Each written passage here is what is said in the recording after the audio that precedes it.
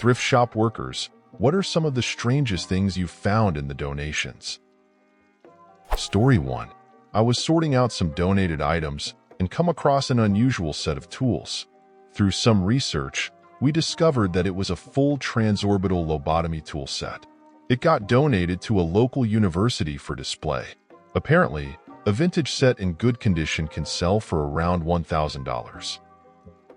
Story 2. I was a stalker, not working directly with donations. But goddamn, so many people donate vibrators. All the way from top-of-the-line Hitachi magic wands to retro lil metal things that look like a Wiimote. Story 3. I've read here that ashes of cremated loved ones is a super common donation. Lots of people just think it's a vase at recently deceased Aunt Bertha's house, not realizing it actually contains the earthly remains of her husband Chuck. I imagine there are plenty of people who donate it fully knowing what it is. Story 4. I found a ton of weird stuff. The old ladies I worked with called stuffed animals stuffies, and I always thought it was strange. Well, one day we get a big box, 2 feet by 2 feet, labeled stuffies. They opened it up and it was full of dildos, but plugs, handcuffs, all kind of sex toys. I've never heard so much hootin' and hollerin' in my life. Sounded like a pack of coyotes. Edit. I also found a VHS tape of Lost in Space when I was talking to a coworker. Pulled out the tape and $70 cash fell out. Maybe someone forgot about their hiding place. Story 5. When I was about 16, I worked at Goodwill for about 6 months. There was this old homeless man who used to try and sneak inside to sleep and stuff like that. Every day he'd get kicked out pretty quick by one of my female coworkers. After about a month of working there with her, the homeless man came up to the counter she was working at, gave her a Target bag filled with rocks, and left. We opened the bag and find a doll underneath about a layer of rocks. It was so friggin' creepy. The doll looked exactly like her. We flipped it over, and the back had her full name sewn into it. She quit about a couple days later because she was worried about that homeless man coming back to the store. Story 6. It's not the most valuable, but certainly the most puzzling. There is a thrift outlet store in the blue-collar town of Pasadena, Texas near Houston. The company had 7 area thrift stores, and each store would dump its slow movers at the outlet. Everything was sold at the same price, whether it was a mink coat or a pair of socks. One day they were selling every item for 35 cents. I was browsing a rack of sports coats, and my hand touched a particularly elegant piece of fabric. I checked the label, and it said, Henry Poole & Company, Bespoke Tailors, London. I knew it was special, so I looked in the inner pocket and found the name of the person it was made for and the date, 1969. I took it home and started Googling. Henry Poole, it turns out, is a custom tailor in business since the 1700s and makes suits for the very wealthy. We are talking $5,000 to $14,000 range. Next, I checked the owner's name, Dr. J. Kenneth Galbraith. Something rang a bell. Back to Google and I found economist John Kenneth Galbraith, who started out working on FDR's New Deal and became an advisor to JFK and a close friend of the president and Jackie Kennedy. No proof, right? My coat owner may have been a dentist from Dallas for all I knew. Then I looked at the sizing of the coat.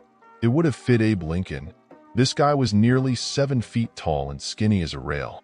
Back to Wikipedia, and discovered that the economist who had written more than 100 books was 6'9" foot and a bean pole.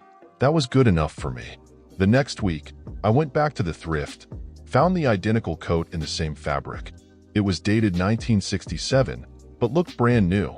I figure this guy must have gone to London every couple of years and had identical suits made. He may have had a closet full of them, and the older one got pushed to the back of the closet and never worn. The question I could never answer was this: how did the bespoke wardrobe of a famous economist who lived in New England until he died end up in a thrift shop in Pasadena, Texas? I sold them on eBay for a couple of $100. Were the buyers aficionados of Henry Poole's bespoke tailoring or economics groupies? We'll never know. Story 7. I was a manager at a local nonprofit that gives away donated items for free. It's basically a Goodwill, but you can just take what you want.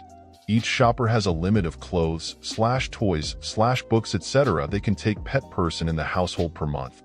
We had tons and tons of donations, and my main job was keeping the donations organized and making sure the volunteers and donators were happy. I had a woman come in super pissed off and just started unloading the back of her minivan. Some volunteers grabbed me because they were afraid of her. There were tools, a wedding dress, radios, instruments, tons of valuable items. She was yelling incoherently, and I was just trying to get the stuff from her before she threw it on the parking lot ground and broke the stuff. She started calming down, and I was able to ask her if she wanted a tax form for all this stuff. Normally, people do, but it's just for some clothes. This lady was easily donating $1,000, if not more, dollars worth of items.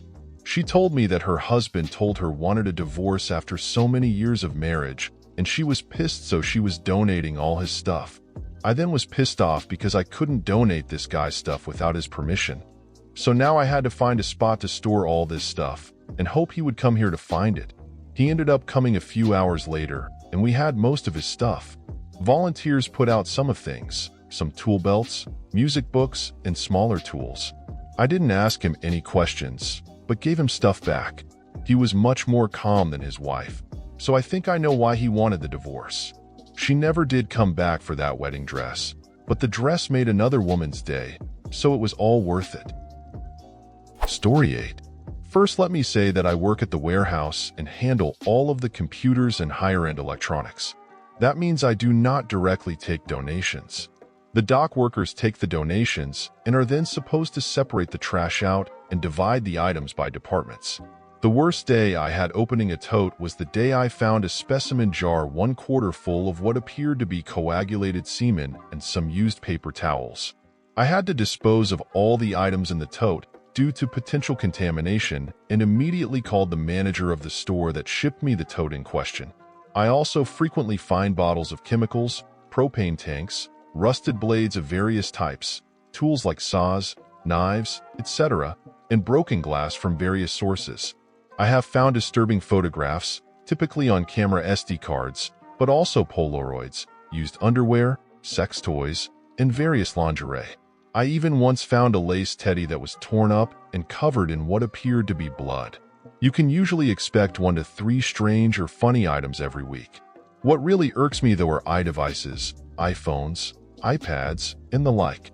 It is great that people want to donate said items, but around 90% of them are activation locked or not reset at all with iCloud accounts still active on it.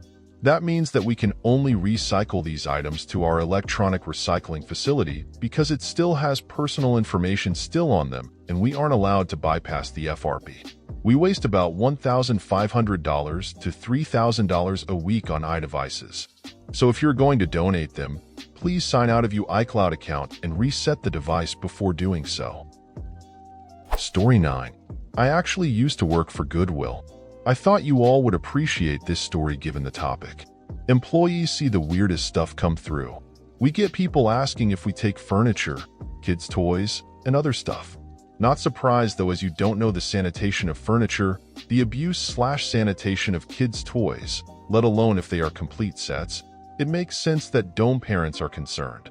Well, someone came up to the donation door asking if we took in toys. Of course, the new girl was working the donation door and said, "Sure," thinking it is Nerf guns, little kids' learning toy sets, etc. The box is taped shut and comes down the donation belt. I open it up, and lo and behold, the inevitable box of vibrators, dildos, and sex toys was found. I expected this to happen at some point during my employment. Still glistening in the box was a blow-up doll with the other dildos and such. The other line workers see it, and the slew of jokes and comments start flying, because dick jokes, am I right? Of course, as the 16 to 17-year-old worker I was at the time, I thought, well, I don't need an expert or manager to know what to do with this. As I am about to heave this glistening heap of silicone into the trash bin, I hear a voice across the belt. "Wait, don't toss that." I stop, looking at the mid-20s male across the belt, trying to contain his laughter, say, "Give me that." I followed orders as he had seniority and was not about to compromise my first job working ever, and he takes it to the back area of the donations floor where the bulk trash compactor, a hay baler, for compacting clothes we cannot sell, and the loading dock for shipping and receiving. Now I went about my day not thinking anything of it. The dude was probably going to throw it in the bulk trash compactor where management would never find it, and the employees could get our laughs for the day talking about this. Fast forward 4 hours of working the sales floor and the donation floor, and it is getting close to closing time. Most of the employees were leaving and still laughing as they walked out the door. I assumed why, given the aforementioned dick box we got.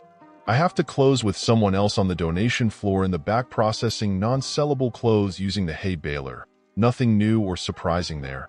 And I am processing the last of the donations that came through.